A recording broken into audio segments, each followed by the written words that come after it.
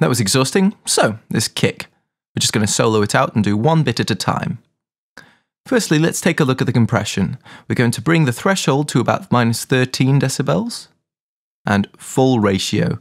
Now, as a quick refresher, this means that anything above the 13 decibel point is brought down to that volume, and anything below it, after a sample finishes, is brought up to that point for a while, and this just squashes the volume of the sound and evens it out.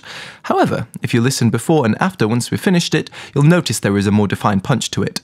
And this will be because mainly of the attack and release. Now the attack defines how long it is before the compression begins squashing everything down to the threshold level, and the release defines how long before it stops bringing everything up to the threshold level after the initial sound hits. So on this kick, we're only going to let through about 20 milliseconds before the compressor begins squashing, which gives us a nice sharp hit at the start of the sample, making it punchier. Then the release, we're going to bring all the way up to about 500 milliseconds-ish. And this brings up the whole length of the sample to the same level. Then we've got the EQ, which simply we're going to have a little boost down to about 70 hertz. Yeah, about 7 decibels, something along those lines, to bring out that nice low-end thud that was tucked away in this sample. Remember though, if the sample didn't have anything at 70 hertz, no amount of boosting is going to put it there. That's why we layer samples. Speaking of which, let's look at the next kick we've layered. No EQ this time, but we're going to have a nice strong compression, so bring the threshold all the way down to about -27, and we're going to leave the ratio at 4:1, squashing it nicely. Again, if we take it off solo, the attack, just allowing that to creep through. So without the compression, and with it. And we're going to bring that output volume up, just to compensate for the volume squashery of the threshold. And this kick, layered with our low end, gives a nice thick tone. So let's move on to the last one. Same compressor settings again, but with some EQ on this sound, we're going to have a slightly boosted high shelf, just a couple of decibels, to emphasize the clickiness, and then around 60 hertz is another boosted low end. So let's bring that all the way down, and up about 8 decibels. Which has a pleasantly warm, sub-friendly feel to it.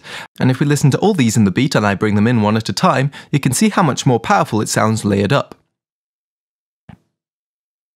So here we go.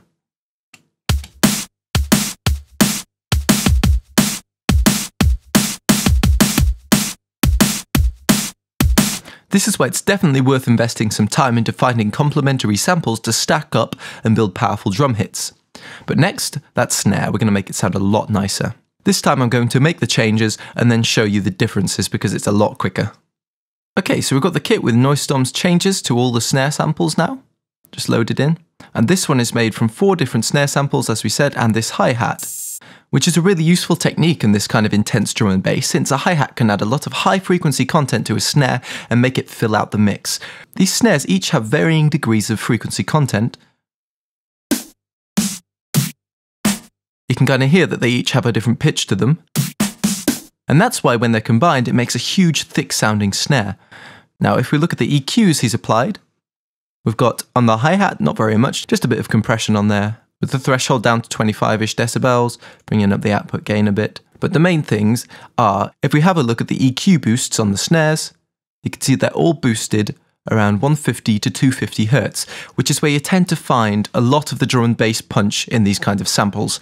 They're boosted quite a lot, see about 10, 12 decibels. And also on that top end snare, there's also a bit of high end, 4 decibels of the high shelf, just to make it a bit airier. Now to show you how much of a difference this makes, here are the snares without the punchy EQing.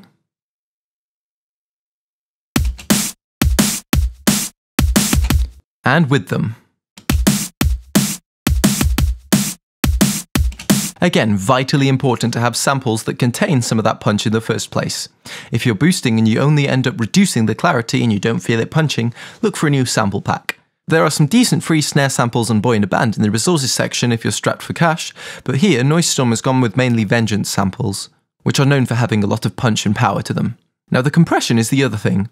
Each snare has a slightly different processing. Some of them have lower thresholds and longer attacks, which give a punchier sound, and others, like the last two, are being used just to really fill out the sound with tiny attacks and releases, so it's not particularly punchy, but since the other samples are providing the punch, these ones just give extra frequency content.